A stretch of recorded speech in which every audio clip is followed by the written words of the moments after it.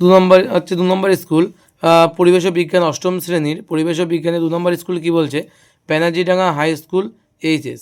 Physical সায়েন্সের প্রথম কোশ্চেনটা কী বলছে, তরলের চাপ ক্রিয়া করে। এটা উত্তর হবে সব দিকে সমানভাবে।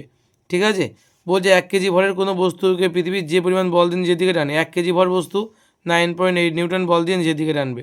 ঠিক আছে, 9.8 নিউটন। সময় বাড়ার সঙ্গে সঙ্গে পতনশীল বস্তুর বেগ কী হবে, বাড়তে শুরু করে। ঠিক আছে, লোহার গলনাঙ্ক কত, 1530 ডিগ্রি সেন্টিগ্রেড। তারপর বলছে নিম্নোক্ত কোনটি তো রক্ততঞ্চনে অংশগ্রহণকারী বিভিন্ন উপাদানকে সক্রিয় করতে গুরুত্বপূর্ণ ভূমিকা পালন করে। উত্তর হবে অপশানে Ca2+। শূন্যস্থান পূরণ করো। বলছে এসআইতে মহাকর্ষ দুর্ভাগের মান কত, 6.67 × 10⁻11 newton metre square per KG square. ঠিক আছে, তারপরে কত বলেছে দেখো, তারপরে বলেছে 1 মিলিগ্রাম সোনাতে প্রায় ড্যাশ সংখ্যক সোনার অণু আছে। কটা আছে সোনার অণু, দেখো দেখে নাও, 3.057 × 10⁻18 এত সংখ্যক। ক্যালসিয়াম ফসফেটের সংকেত কি, Ca3PO4 গ্রুপ 2। এটা কিন্তু ক্যালসিয়াম ফসফেটের সংকেত। তারপরে কি বলেছে, অ্যামোনিয়া অণুতে সমযোজী বন্ধনের সংখ্যা কয়টি, অ্যামোনিয়া অণুতে সমযোজী বন্ধনের সংখ্যা 3টি। গ্যালিয়াম ধাতু হলেও এর গলনাঙ্ক কত, উত্তর লেখো খুবই কম। আর যদি লিখতে চাও মানটা, লেখো 29 দশমিক কত হবে, 29.76 ডিগ্রি সেন্টিগ্রেড। এক টুকরো লোহা জলে ডুবে যায় কিন্তু লোহার তৈরি জাহাজ জলে ভাসে কেন, দেখে নাও তোমরা উত্তরটা। এই উত্তরটাই হবে এখানে, শুধু লিখবে পেরেকের জায়গায় লিখবে লোহা যেটা বলেছে, এবং বাটির জায়গায় লিখবে জাহাজ।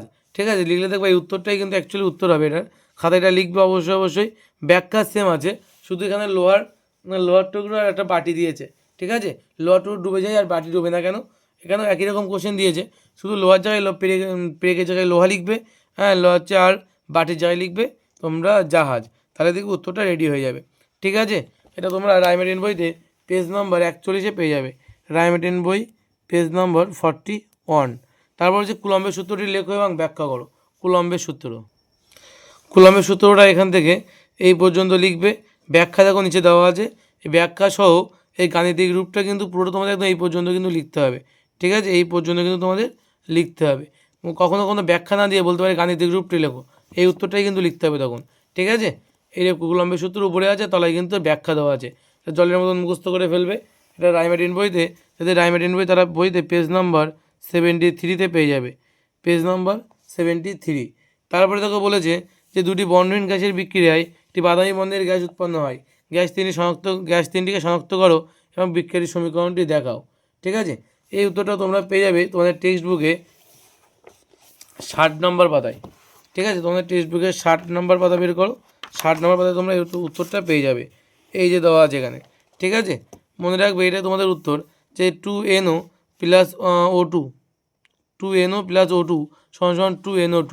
এখানে কিন্তু এটা হচ্ছে তোমার বর্ণহীন, এটাও বর্ণহীন, এবং এটা কিন্তু বাদামি বর্ণ তৈরি করে। তখন লেখা যাচ্ছে এখানে যে এই যে NO2 কী করে, এই যে নাইট্রিক অ্যাসিড গ্যাস বর্ণহীন কিন্তু নাইট্রোজেন ডাইঅক্সাইড কিন্তু বাদামি বর্ণের হয়।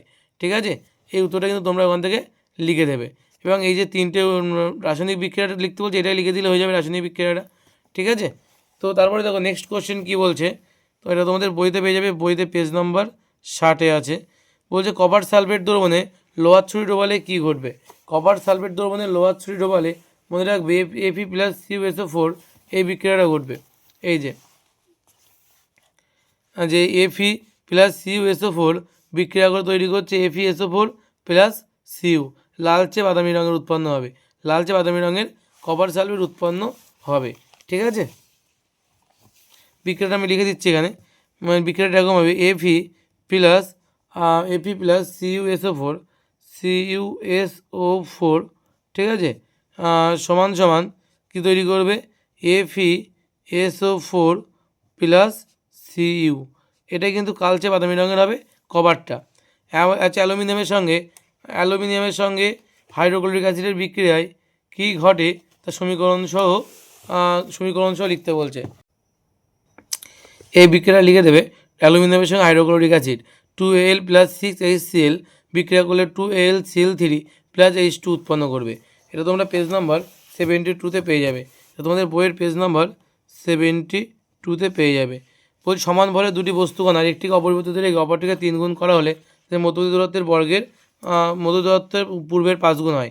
তাহলে মহাকর্ষ বল পূর্বের কত গুণ হবে? এই কোশ্চেনে কিন্তু আবার দিয়েছে, এই গাণিতিক সমস্যাটা আবার কিন্তু দিয়েছে। এখান থেকে এই পর্যন্ত 3/25 গুণ হবে, এটা কিন্তু আমাদের অ্যান্সার। এই কোশ্চেনটা কিন্তু ভালো করে করবে। এটা কিন্তু এই দুটো স্কুল করলাম, দুটো স্কুলে কিন্তু এই কোশ্চেনটা পাওয়া গিয়েছে। এটা পেজ নাম্বার 18-তে আছে, তোমাদের টেক্সট বুকেই পেয়ে যাবে। বলছে একটা 1 কেজি, একটা বোতলের ভর 1 কেজি, বোতলটির মেঝের ক্ষেত্রফল হচ্ছে হলে বোতলের মেঝেতে দেওয়া জলের চাপ কত হবে? দেখে না উত্তরটা, বইতেই আছে এটা। বোতলটির মেঝেতে দেওয়া জলের চাপ কত হবে? এই যে দেওয়া আছে বইতে, এই যে উত্তর, যে বোতলটির ভর 1 কেজি যদি হয় এবং তার বোতলটির মেঝেতে দেওয়া জলের চাপ বল বাই ক্ষেত্রফল 9.8/A এত নিউটন পার মিটার স্কোয়ার কিন্তু উত্তর হবে। এইটুকু লিখতে হবে, ঠিক আছে? এটা বাড়িতে লিখবে। এটা পেজ নম্বর 10-এ পেয়ে যাবে। এটা কোথায় পাবে? পেজ নম্বর P10 টেক্সট বুকে। সাম্যাবস্থায় ভাষণের শর্তগুলি লেখো। সাম্যাবস্থায় ভাষণের শর্তগুলি লিখতে বলছে, দেখে নাও। এই সাম্যাবস্থায় ভাষণের শর্ত কিন্তু এইটুকুই, এখান থেকে এইটুকু কিন্তু লিখতে হবে, ঠিক আছে? সাম্যাবস্থায় বা ভাষণ বা নিবর্জনের শর্ত, ঠিক আছে? একই শর্ত ভাষণ এবং নিবর্জনের, এটা কিন্তু ভালো করে পড়ে নেবে এইটুকু জায়গা, ঠিক আছে? দেখে নাও। তারপর নেক্সট এটা রায়মার্টিন বইতে 37 নম্বর পাতায় পেয়ে যাবে। রায়মার্টিন বইয়ের 37 নম্বর পাতায়। তারপরে বলছে লাইফ সায়েন্সের ক্ষেত্রে প্রথমটা বলছে রাইবোজোম কোন কোষীয় অঙ্গাণু যে প্রোটিন সংশ্লেষে অংশ নেয়? উত্তর হবে রাইবোজোম। তারপরে বলছে কোন প্রাণীকলা পেশি সংকোচন নিয়ন্ত্রণ করে? এটা হবে পেশিকলা, ঠিক আছে? বর্ণহীন প্লাস্টিডকে কী বলি? লিউকোপ্লাস্টিড। কী বলি? লিউকোপ্লাস্টিড। নেক্সট কোশ্চেন দেখো, বলেছে যে নেক্সট কোশ্চেনটা কী বলছে দেখো, বলছে যে জিন কি? তোমরা এটা বইতে পেয়ে যাবে। তোমরা এটা জিন কি দেখে নাও। জিন কি, এর একটা কাজ লেখো। জিন কাকে বলে? এখান থেকে এই অবধি বলে দেবে, এখান থেকে এই পর্যন্ত বলবে জিন কাকে বলে এবং এর কাজ তলায় দেওয়া আছে, এখান থেকে এই পর্যন্ত লিখবে, ঠিক আছে? জিন কি এবং এর কাজ দেওয়া আছে, ঠিক আছে? এটা আমার ছায়া প্রকাশনের বইতে আছে। তোমরা টেক্সট বুকে দেখতে গেলে 182 পাতায় দেখতে পারো, এবং যদি কারো ছায়ার বই থাকে, ছায়ার বইতে তোমরা পেয়ে যাবে এটা 337 নম্বর পাতায়। বলছে নম্বর কোন কোষীয় অঙ্গাণুকে বহুরূপতা দেখা যায়? এটা হবে লাইসোজোম। লাইসোজোমে কিন্তু বহুরূপতা দেখা যায়। লাইসোজোম আত্মঘাতী থলির আশেপাশে দেখবা লেখা আছে, ঠিক আছে? লাইসোজোম। মেসোজোমের কাজ কি? মেসোজোমের কাজটা দেখে নাও, বইতেই পেয়ে যাবে এটা। মেসোজোমের কাজটা বইতে 190 পাতা বের করো, বইতে 190 পাতায় বের করলে মেসোজোম শ্বসনে অংশগ্রহণ করে এটা দেখো পেয়ে যাবে, ঠিক আছে? একদম যে পর্যন্ত পরীক্ষা হবে সেই পেজটা বের করো। মেসোজোম কী করে? শ্বসনে অংশগ্রহণ করে, এটাই কিন্তু মেসোজোমের কাজ, ঠিক আছে? তারপরে দেখো বলেছে এটা হচ্ছে পেজ 190। তারপরে 4 নম্বর যেটা ডিএনএর ফুল ফর্ম কী? উত্তর হবে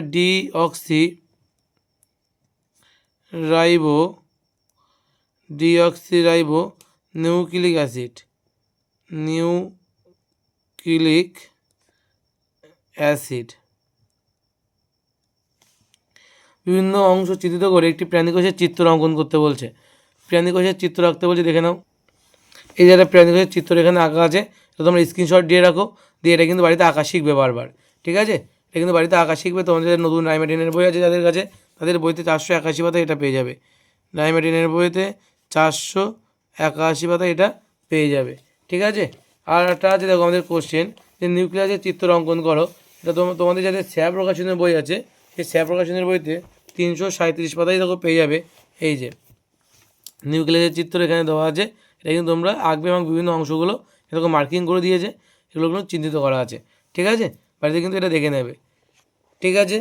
এই ছিল আমাদের হচ্ছে 2 নম্বর স্কুলের মোট কোশ্চেন। এটা হচ্ছে 337 পাতায় ছায়ার বইতে, 337 পাতায় পেয়ে যাবে, ঠিক আছে? এই ছিল তোমাদের 2 নম্বর স্কুল।